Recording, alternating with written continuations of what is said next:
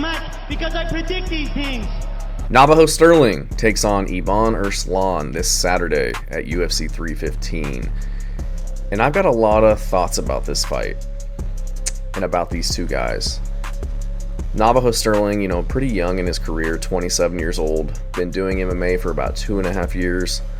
I think he has 22 professional kickboxing fights, 6-0 in his career, coming off of a successful UFC debut, winning by unanimous decision over Tuco Tokos. He is 6'4" with a 79-inch reach, so big dude, big frame.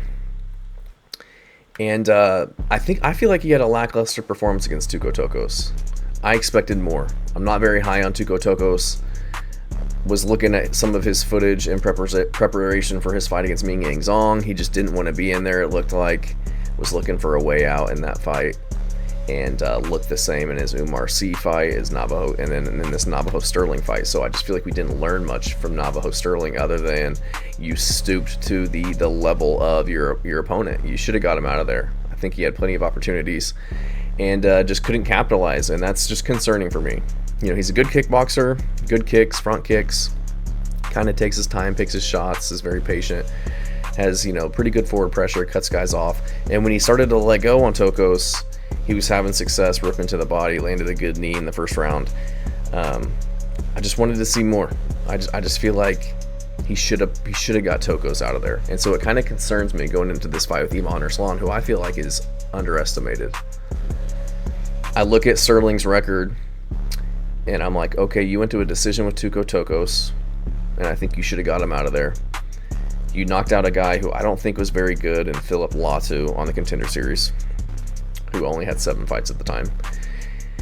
And then your 4 fights before that, and I get it, you're new to the pro scene, you're not going to be fighting killers, but he's got a lot of hype behind him. And I looked to his record, knocked out a guy who was 8-8, knocked out a guy who was 9-8, knocked out a guy who was 15-13, and had his pro debut over a guy who was 0-0, now 0-3.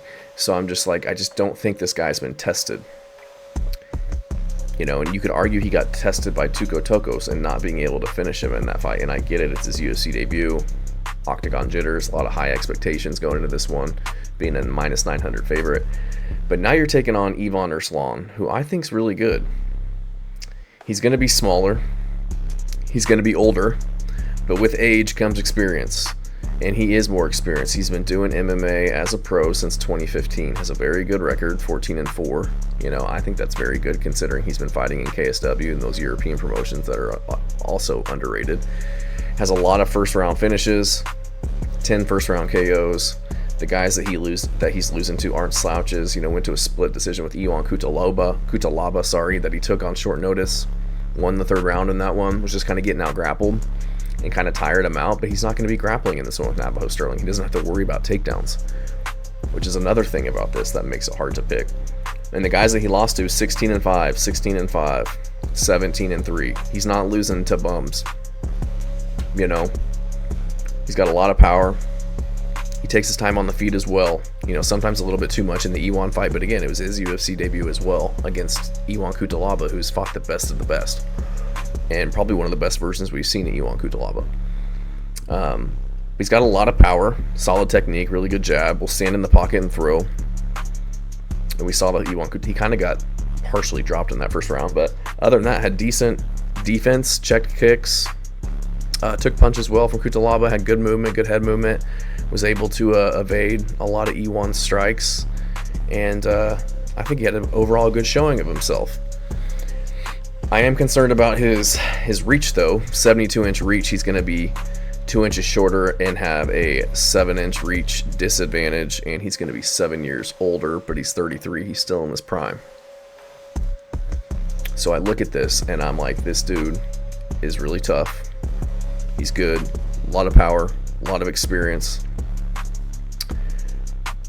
Had a good showing against Ion Cutelaba. It seems like a recipe for a fraud check, because I don't know enough about Navajo Stirling to be confident that he can take out a gritty guy like Aiemann Erslan, who's, I feel like, under the radar.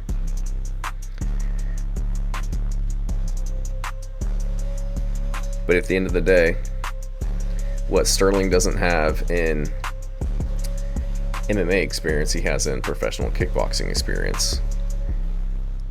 And is this going to be a stand-up fight, a kickboxing fight? Or is Aiemann or Erslan going to utilize his takedowns and make this a little bit gritty?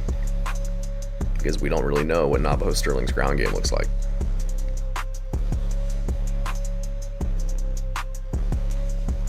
And Aiemann Erslan, he does have a submission on his record. Just one. Back in 2018. So I don't know, I feel like there's a lot of intangibles, a lot of variables in this fight.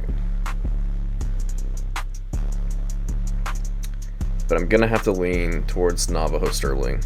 He fights out of City Kickboxing, which is a really good gym, really good stand-up gym. You know, Carlos Olberg, Kai Kara France, Israel Adesanya, Brad Riddell, a bunch of killers coming out of that gym that he's been training with, you know, on a day-to-day basis.